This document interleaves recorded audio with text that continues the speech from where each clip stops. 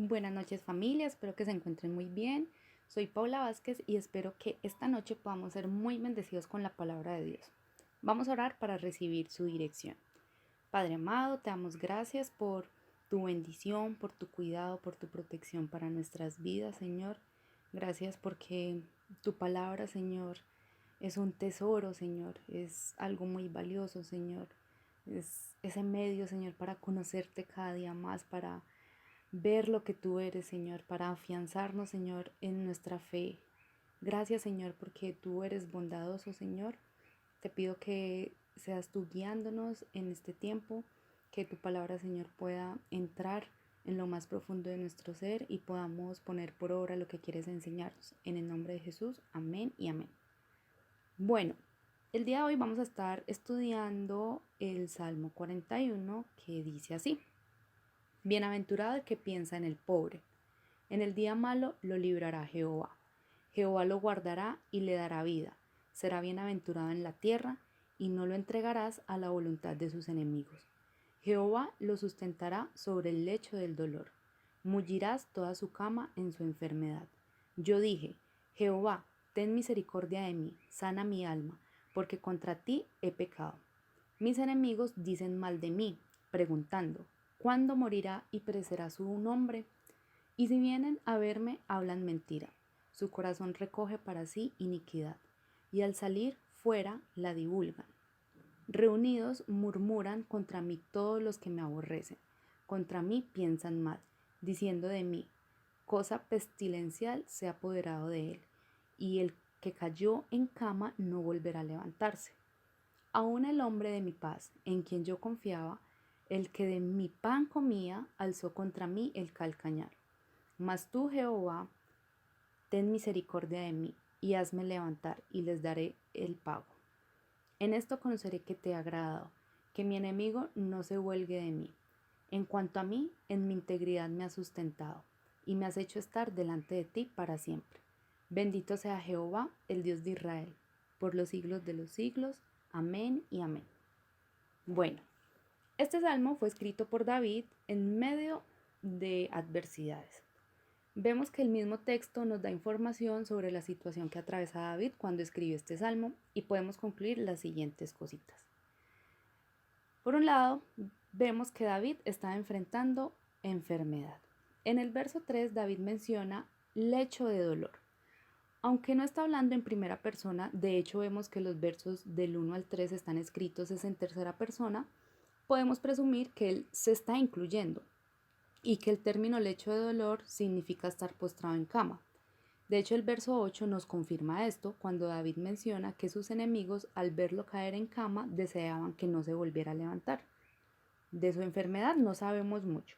Podemos suponer que era grave porque lo tenía en cama. Y en anteriores salmos podemos ver que David relacionaba su enfermedad como consecuencia de su pecado. Pero ojo, con esto no podemos generalizar y entonces decir que todas las personas que están enfermas es porque están en pecado. En algunas situaciones lo será así y la persona tendrá que examinar con la guía de Dios si su enfermedad es a causa del pecado, pero en otras ocasiones nada tendrá que ver con el pecado.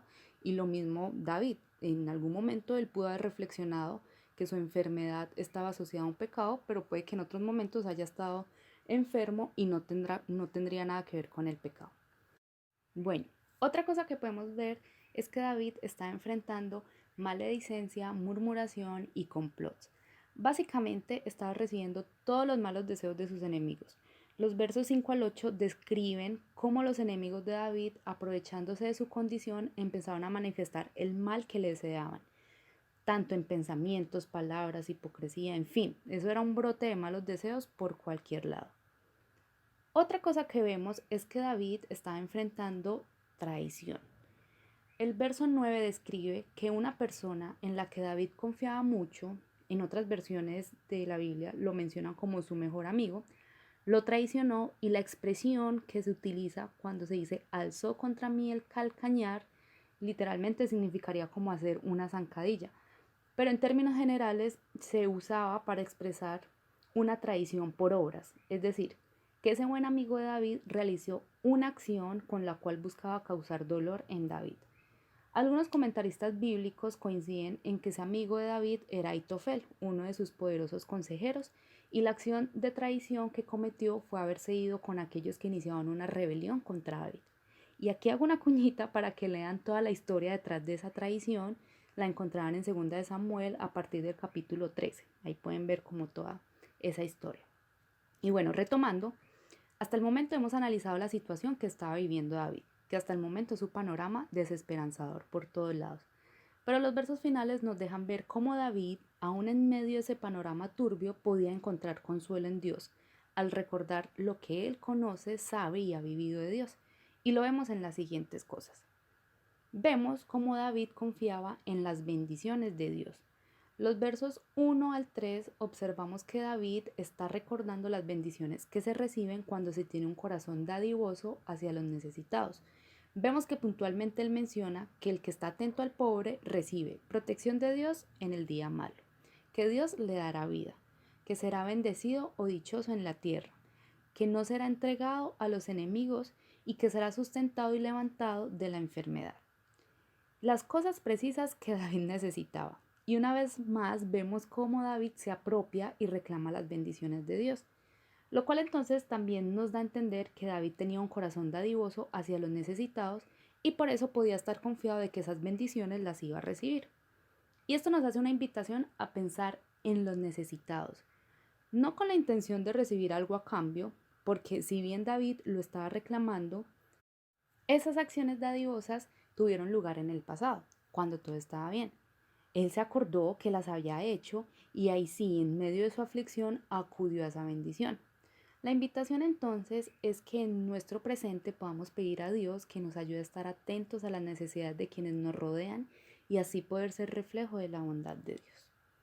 Bueno, vemos también que David sabía quién era Dios. El verso 10 nos demuestra que David tenía un conocimiento de Dios y de sus atributos. Él pidió misericordia porque sabía que su Dios era misericordioso y por tanto era el único que podía conceder esa misericordia. Y esto nos enseña algo muy lindo para nuestras oraciones, para nuestro tiempo con Dios. Y es que cuando oremos, hagamos como David, que nombra a Dios y clama por sus atributos. Él dijo, tú Jehová, ten misericordia de mí. Hoy, ¿qué tenemos para decirle a Dios? Y bueno, otra cosa es que David sabía del favor de Dios. El verso 11, David reconoce que al ser del agrado del Señor, sus enemigos no iban a triunfar sobre él. Y esto nos recuerda ese atributo de Dios, su favor hacia nosotros. Es un cuidado especial. Y a su vez nos reta a llevar una vida íntegra de tal forma que cuando Dios nos mire, mire nuestro corazón, tenga ganas de darnos ese favor. Y esta noche deberíamos preguntarnos eso. ¿Mi vida está siendo íntegra? Pensemos por ejemplo en María. Si bien Dios la eligió por gracia, estoy segura que Dios tuvo muy en cuenta quién iba a ser esa mujer que iba a criar a Jesús. Y eso nos podría hacer pensar en si somos confiables para que Dios decida poner en nosotros alguno de sus propósitos. Y bueno, otra cosa que David sabía era de la presencia de Dios. Finalmente, en los últimos versos, David concluye con lo que debería ser un lema, una convicción, un faro, una guía en nuestro andar diario. Y es que así como a David, Dios nos ha hecho estar delante de Él para siempre.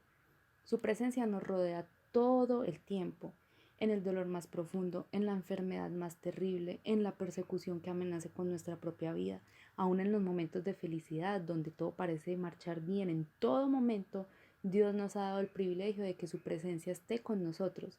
Y la pregunta sería, ¿estamos siendo conscientes de su presencia en cada área de nuestra vida, en cada momento de nuestra vida? Y bueno, ya para terminar el análisis de este pasaje, un fragmento del verso 9 se establece como una profecía mesiánica. En Juan 13:18 Jesús cita este salmo que hemos estado estudiando. Juan 13:18 dice así: no hablo de todos vosotros, yo sé los que he elegido, mas para que se cumpla la escritura, el que come pan conmigo levantó contra mí su calcañar. Aquí Jesús habla de la traición de Judas. Y como dato curioso, vemos que tanto Judas como Judas, que traicionó a Jesús, y Aitofel, que traicionó a David, después de que cada uno cometió la traición, terminaron su vida suicidándose.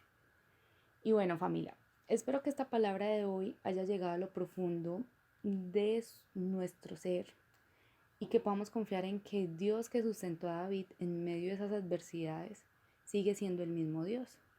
Es el Dios en el cual creemos y así que reposemos confiadamente en su presencia, esa presencia que nos acompaña todo el tiempo.